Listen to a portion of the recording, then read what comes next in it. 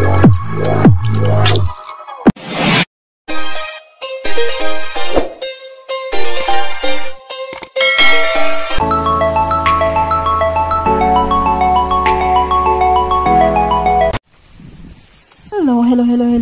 Welcome back to our vlog. And this is your Tess Lagbo. And for today's vlog, nandito tayo ngayon sa farm namin. Ayan, ang sarap ng bunga ng bayabas. Guys, ganyan lang po ang puno na maliit pero madaming bunga. Ayan guys. So, yan po ay bunga ng bayabas. Tapos ito po dito ay ang aming farm. So ayan pa yung bunga ng bayabas. So ang dami-dami. Ang sarap-sarap guys. Masustansya po ang bunga ng bayabas. Pati po yung dahon ng bayabas. Kasi marami siyang benefits. Ayan.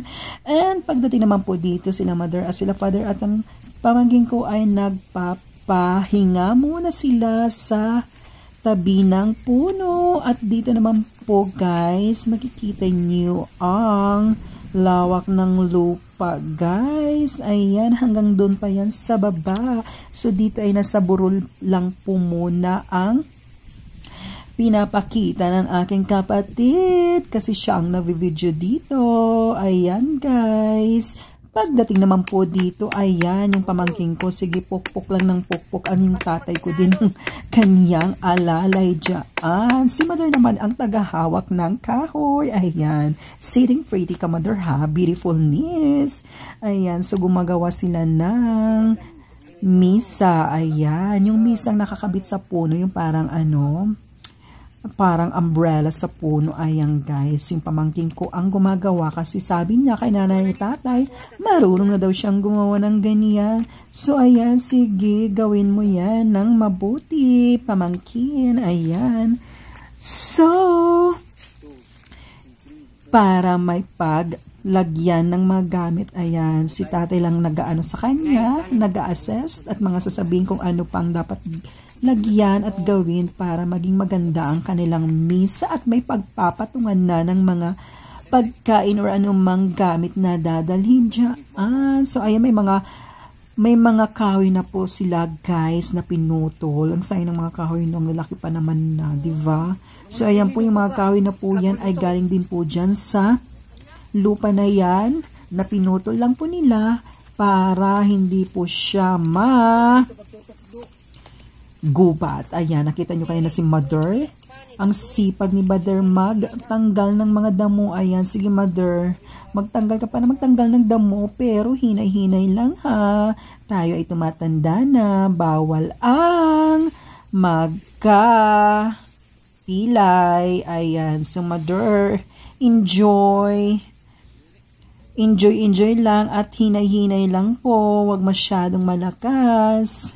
Kasi baka tayo ay magkasakit, wag naman po. So ayan guys, kasi ayan na ang tinanim ni mother na pinya. Kaya ang sinasabi nila guys, pag may tinanim, may aanihin. Pag may tiyaga, may nilaga. O ayan na nga guys, nakatanim na po sila ng pinya. At balang araw at ilang buwan, siya po ay lalaki at mamumunga na po siya at pwede na siyang kainin. Ayan. Madami-dami naman po ang kanilang tinanim dyan. So, ayan guys. Mayroon na kaming aantayin pananim para po siya ay maani sa susunod na mga buwan. Ayan guys. Sana ay lumaki kayo at tumamis ang inyong mga bunga para masarap siyang kainin. So, ayan guys, madami-dami naman po. At ang susunod po nilang itatanim dyan ay mga mais. So, ang mais po ay soon to planting po mga guys. So, ayan po, napakalawak po dyan. Lahat po yan ay tataniman nila ng mga prutas at saka mga root crops soon. So, ayan, mga Desonatex. So, dito si nanay nagbubungkal na ng lupa para lagyan ng pananim. Hindi ko alam kung ano itatanim ni mother dyan. Pero, ayan po, naka-plastic na po ang kanyang itatanim dyan. So, mother, dahan-dahan lang. Huwag masyadong pwersahin ang katawan kasi tayo ay matanda na. Hindi na tayo pabata. Pero at the same time, exercise lang din po yan para po ay kumilos ang ating mga dugo-dugo sa katawan. So, ayan, bongkal lang, mother ng bongkal. Ayan. So, maraming itatanim si Mother John na mga, hindi ko alam po kung itatanim ni Mother John. Ay, pinya din. Hindi. Ito ay isang gawani. Alam nyo guys, yung talian. Gawani ba yan or talian guys? So, ang mga ano niyan ay malalapad ang mga dahon. Talian ang tawag sa amin yan. Hindi ko alam kung anong tawag sa inyo, guys. Pero sa amin ay talian. Ayan, guys. Bakit nandyan? Tumutubo pa ang talian dyan.